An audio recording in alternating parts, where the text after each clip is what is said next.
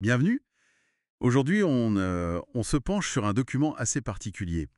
C'est la transcription d'une vidéo YouTube, celle du site travelingisrael.com. Oui, Et le truc intéressant, c'est que cette vidéo, elle a d'abord été retirée. Le Guardian avait fait une réclamation pour droit d'auteur. c'est ça. Et puis remise en ligne ensuite. Exactement. Et elle se présente vraiment comme une réponse directe à un reportage du Guardian.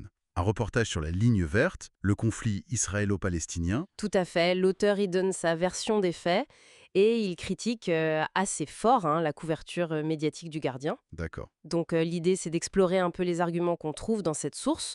On a l'accusation de censure, la critique du traitement médiatique. Il y a aussi une lecture de l'histoire différente sur la ligne verte, sur Jérusalem. Et la liberté d'expression aussi, j'imagine. Oui, la question plus large de la liberté d'expression vue par l'auteur, bien sûr. On va décortiquer cette perspective spécifique. Alors, justement, commençons par ça, par cette histoire de retrait. La vidéo accuse le Gardien, en gros, d'utiliser les droits d'auteur comme prétexte, pour faire taire une critique, plus que pour protéger leur contenu. C'est l'argument principal, oui. L'auteur de la vidéo met en avant sa propre politique. Il dit laisser utiliser ces images, même pour le critiquer. Hmm. Comment ça s'inscrit dans son propos plus général, cette accusation? Ça touche directement au thème de la liberté d'expression, c'est vraiment central dans sa réponse. Il oppose son approche, qu'il décrit comme ouverte, à ce qu'il perçoit comme une gêne, un malaise face à la critique chez le Gardien. Et même, selon lui, chez une partie de ce qu'il appelle la gauche occidentale ou certains régimes autoritaires ou islamiques. D'accord. Il y a même cette anecdote qu'il rapporte via un tiers sur un passage concernant un whisky israélien qui aurait été supprimé d'un article du Gardien. Ah oui, ah oui. Oui, suggérant une sorte de censure idéologique selon lui. Ok. Alors, au-delà de cette question de censure supposée, la vidéo attaque aussi les choix éditoriaux du Gardien. Il parle du cadrage initial du reportage du Gardien. L'image un peu stéréotypée peut-être, juifs, religieux, fanatiques, contre arabes, victimes. Exactement. Et il y a d'autres reproches. La source pointe ce qu'elle appelle une obsession du Guardian pour Israël. Une obsession, hein. Oui, elle cite de nombreuses vidéos critiques et met ça en contraste avec un silence supposé sur d'autres conflits, le Yémen par exemple, ou sur des questions de droits humains, droits des femmes, personnes LGBT+, dans certains pays musulmans, ou même au sein de communautés au Royaume-Uni. D'accord. La vidéo va jusqu'à suggérer un lien entre, disons, les contenus anti-Israël et les vues, le fameux No Jews, no views. Pas de contenu juteux, pas d'audience. C'est une critique assez directe des motivations éditoriales, là.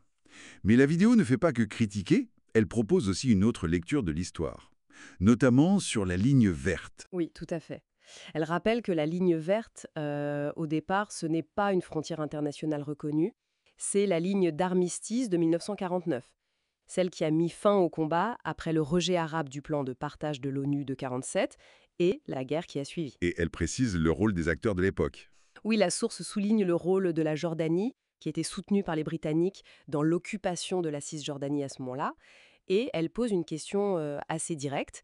Pourquoi est-ce qu'aucun État palestinien n'a été créé entre 1948 et 1967 ? Quand ces territoires étaient sous contrôle jordanien ou égyptien pour Gaza. Exactement. Et quelle réponse elle apporte, la source? L'argument avancé dans la vidéo, c'est que l'objectif des pays arabes à l'époque, ce n'était pas un État palestinien à côté d'Israël, mais plutôt un État arabe unifié, pan-arabe, à la place d'Israël. C'est ça la thèse. D'accord.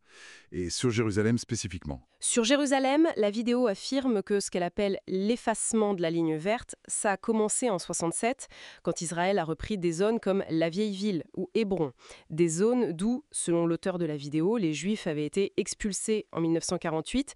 Il utilise le terme de nettoyage ethnique. Ah oui, carrément. Oui, et il met ça en contraste avec le fait qu'Israël, lui, n'aurait pas expulsé les populations arabes après 67. C'est son argument. La source aborde aussi des points très très sensibles concernant Jérusalem.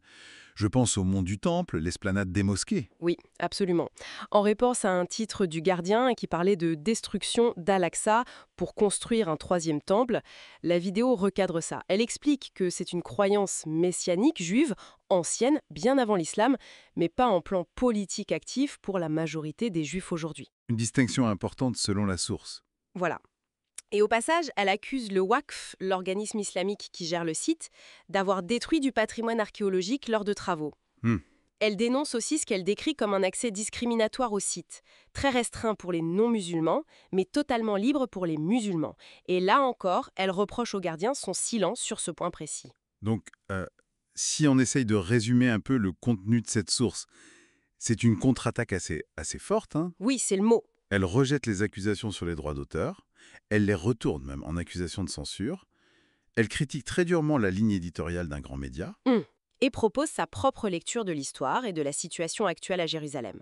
C'est une défense et une contre-narration. C'est ça. Une perspective très spécifique qui se veut corrective, face à un récit médiatique que l'auteur juge partial, manquant de contexte. Exactement ça. Et tout ça, ça nous amène peut-être à une question un peu plus large, inspirée par cet échange tendu entre le créateur de la vidéo et le média. Comment est-ce que notre compréhension d'un conflit aussi polarisé est façonnée non seulement par ce qui est dit, ce qui est montré, mais aussi par ce qui est omis, Oui, par l'angle choisi. par les voix qu'on choisit d'amplifier ou au contraire qu'on marginalise dans le débat public? Une réflexion à garder en tête, je